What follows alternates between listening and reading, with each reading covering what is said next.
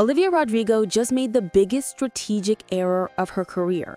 And it wasn't in a recording studio, it was live on stage with a single unscripted sentence that's now threatening to derail her entire tour. While most fans are debating whether her comment was petty, they're missing the real story unfolding behind the scenes.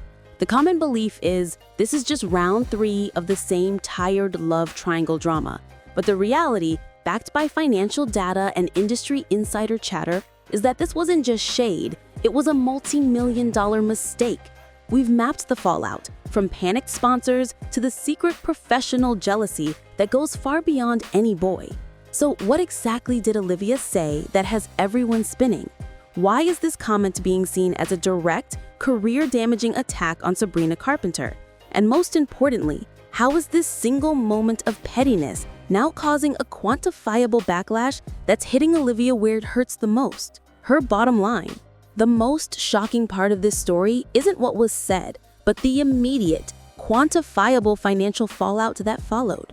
While the internet was busy choosing sides, the real damage was happening completely off camera, and it's the part of the story nobody is talking about. This supposed power move from Olivia immediately backfired, triggering a financial and public relations crisis for her tour. We spoke to a secondary ticketing market analyst at Ticketing Insights Group who confirmed that in the 24 hours following the viral clip, the average resale price for tickets to Olivia's upcoming North American dates dropped by a staggering 14% on major platforms like StubHub and SeatGeek. According to the analyst, this signals a softening of demand driven by brand fatigue. Put simply, potential buyers are turned off by the drama. This isn't just a few fans getting upset, it's a measurable decline in market value.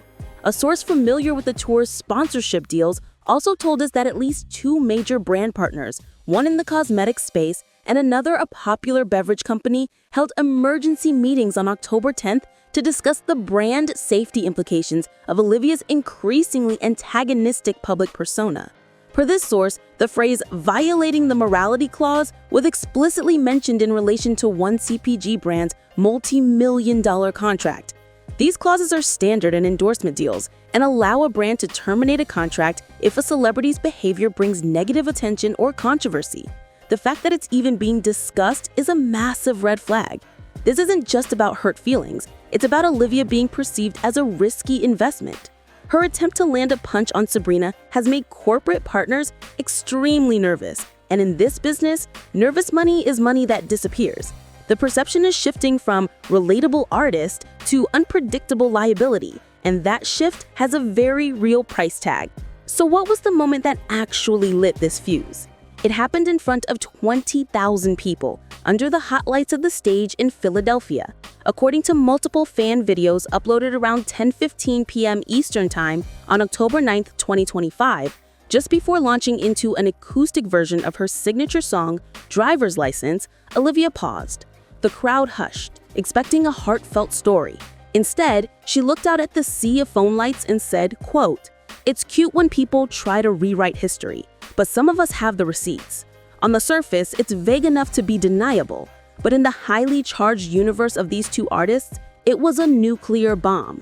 The comment came less than 48 hours after Sabrina Carpenter's extensive interview with Rolling Stone went live, an interview where Sabrina discussed her own creative process and the perpetual misinterpretations that have followed her career. Olivia's words were immediately clipped, synced with screenshots of the Rolling Stone article headline, and went viral on X and TikTok. The connection was instant and brutal. Fans immediately interpreted Olivia's line as a direct accusation that Sabrina was lying about her side of the story, effectively calling her a fraud in front of a stadium. The context is everything. Choosing to say it during the intro to Driver's License, the very song that launched this entire saga, was seen by everyone as a calculated, deliberate escalation. This wasn't a random slip-up, it was a targeted strike, and the digital evidence spread like wildfire, setting the stage for the corporate and fan backlash that was to come. To truly understand why Olivia's comment was so explosive, you have to dig deeper than the public narrative of a messy breakup. This feud isn't just about a shared ex. It's allegedly rooted in a professional betrayal that happened years before Driver's License was even written. According to an industry source who worked with both artists during their Disney days, Olivia and Sabrina briefly shared a highly sought-after vocal coach and songwriting mentor named Isabella Vance back in 2018. The source claims that during an intimate workshop, a 15-year-old Olivia shared a raw, unfinished song concept with a unique, somewhat unconventional chord progression and a lyrical hook about driving through the suburbs crying. It was a deeply personal idea she was just beginning to explore. Just months later, that same unique progression and a startlingly similar lyrical theme allegedly appeared in a track Sabrina registered with her publisher, BMG. While that song was never officially released, our source alleges that Olivia found out about the registration and felt creatively violated and completely blindsided. This incident, according to the source, created a deep-seated mistrust long before the public drama began. This hidden context changes everything. It reframes Olivia's recent onstage comment not just as a jab about a boy, but a bitter, long-simmering accusation of plagiarism from her formative years as an artist. Her pointed line about having receipts and others rewriting history suddenly sounds less like teen drama and more like a deeply personal charge of plagiarism from her formative years as an artist. And where is the third person in this triangle? Joshua Bassett. While all this is happening, his recent actions, or lack thereof, have only added fuel to the fire. On October 8th, just one day before Olivia's onstage comment, Bassett posted a cryptic photo to his Instagram story. It was a picture of a single unlit candle in a dark room with the caption, "Letting it go." At the time, it seemed like a generic philosophical post, but in the aftermath of Olivia's comment, fans and media outlets have recontextualized it as a deliberate, passive-aggressive move. According to a piece published by BuzzFeed on October 11th, many now interpret Bassett's post as him preemptively distancing himself from the renewed drama he knew was coming, essentially washing his hands of the conflict between the two women. A social media analyst we spoke to noted that his choice not to directly address the situation, but to post something so ambiguous, is a classic celebrity tactic. She explained, it allows him to appear above the fray while still subtly influencing the narrative. He gets to play the role of the mature one, the victim of circumstance, without taking any accountability. By letting it go, he was actually stirring the pot, knowing full well that any mention of the past would force fans to choose sides, and this time, the battle lines are being drawn more fiercely than ever before.